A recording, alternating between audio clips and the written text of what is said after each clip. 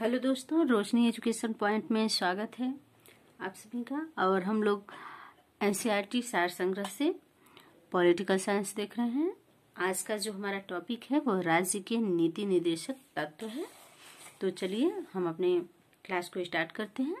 पहला one liner question है, राज्य के नीति निर्देशक सिद्धांतों को भारतीय संविधान में शामिल किए जाने का क्या उद्देश्य है? तो इसका उत्तर है सामाजिक और आर्थिक लोकतंत्र को स्थापित करना। नीति निर्देशक सिद्धांतों का भारतीय संविधान में शामिल करने का प्रमुख उद्देश्य यही था, सामाजिक और आर्थिक लोकतंत्र को स्थापित करना। दूसरा है, कल्याणकारी राज्य की संकल्पना का समावेश संविधान के किस भाग में किया गया है? तो राज्य के नीति निर्देशक सिद्धांतों में भाग 4 में। अगला है, भारतीय संविधान में किसके अंतर्गत पंचायती राज प्रणाली की व्यवस्था की गई है?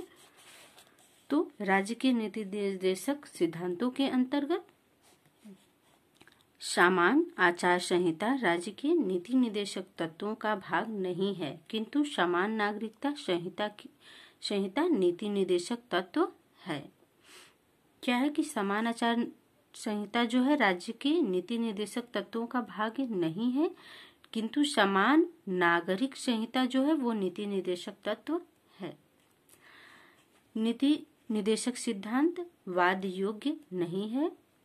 और अगला प्रश्न है, संविधान के किस अनुच्छेद में उद्योगों के प्रबंध में कर्मकारों की भागीदारी का प्रावधान किया गया है? तो अनुच्छेद 43 क में। भारत के संविधान में समान अधिकार के लिए समान वेतन के अधिकार का प्रावधान कहाँ किया गया है? तो राज्य के नीति निर्देशक सिद्धांतों में किया गया है। पुरुष और स्त्री दोनों का समान कार्य के लिए समान वेतन राज्य के नीति निर्देशक तत्वों में निहित है। पुरुष और स्त्री दोनों के लिए समान कार्य और समान वेतन जो है वो राज्य के नीति निर्देशक तत्वों में इसका प्रावधान किया गया है। राज्य के नीति निर्देशक सिद्धांतों में कौन सा अनुच्छेद अंतर्राष्ट्रीय शांति और सुरक्षा के संवर्धन में संबंधित है? तो अनुच्छेद 51। राज्य के नीति निर्देशक सिद्धांत एक ऐसा चेक है जो बैंक की सुविधा अनुसार अदा किया जाता है। यह कथन किसका है? तो यह कथन जो है वो केटी शाह का है। अगला देखते हैं हम, राजनीति निर्देशक तत्व से संबंधित महत्वपूर्ण अनुच्छेद। मतलब राजनीति नीति निर्देशक तत्व है, इसके अंतर्गत कितने अनुच्छेद आते हैं? तो अनुच्छेद 36 है जो नीति निर्देशक तत्वों के संदर्भ में राज्य की परिभाषा बताता है। अनुच्छेद 37 जो है न्यायालय द्वारा प्रवर्तनीय न होना। और अनुच्छेद 38 जो है वो लोक कल्याण की अभिवृद्धि के लिए सामाजिक व्यवस्था बनाना है। अनुच्छेद 38(2) है आय की असमानताओं को कम करने का प्रयास करना।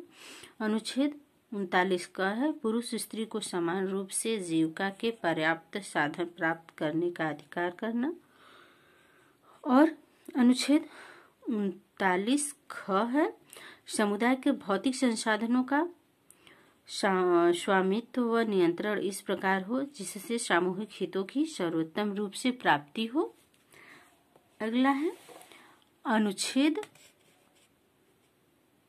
ख के बाद अनुच्छेद 39 घ है पुरुष और स्त्रियों दोनों को समान कार्य के लिए समान वेतन। अनुच्छेद 39 न है पुरुष और स्त्री कर्मकारों के स्वास्थ्य व शक्ति का तथा बालक की सुकुमार अवस्था का दुरुपयोग न होना, ये प्रावधान इसमें अनुच्छेद 39 में है। अनुच्छेद 40 है ग्राम पंचायतों का गठन। अनुच्छेद 41 है कुछ दशाओं में काम, शिक्षा व लोक सहायता पाने का अधिकार।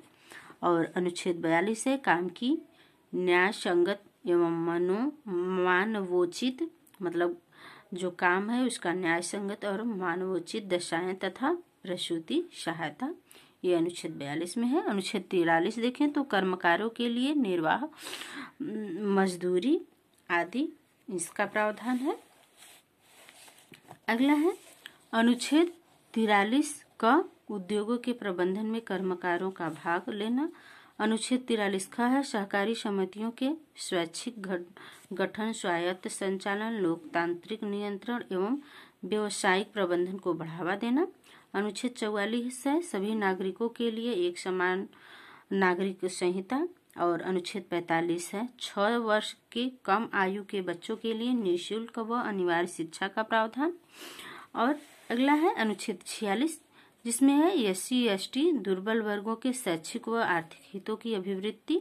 अनुच्छेद 47 जो है पोषाहार स्तर और जीवन स्तर तथा लोक स्वास्थ्य के सुधार तथा हानिकारक नशीली पदार्थों के उपयोग पर, जो नशीली पदार्थ हैं उनके उपभोग पर प्रतिबंध लगाने का प्रावधान।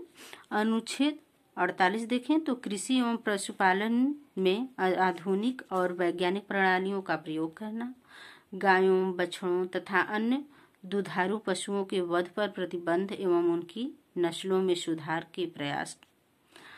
अनुच्छेद 48 क है पर्यावरण का संरक्षण व संवर्धन और वन तथा वन्य जीवों की रक्षा। अनुच्छेद 49 है राष्ट्रीय महत्व के कलात्मक या ऐतिहासिक अभिरुचि वाले स्मारकों या स्थानों या वस्तुओं का संरक्षण करना, ये अनुच्छेद 39 में है। और वहीं अनुच्छेद 50 है कार्यपालिका से न्यायपालिका का पृथक्करण। अनुच्छेद 51 है अंतर्राष्ट्रीय शांति और सुरक्षा की अभिवृद्धि। और एक वन लाइनर है मूल अधिकार कानूनी रूप से मान्य है जबकि नीति निदेशक तत्वों को नैतिक एवं राजनैतिक मान्यता प्राप्त है।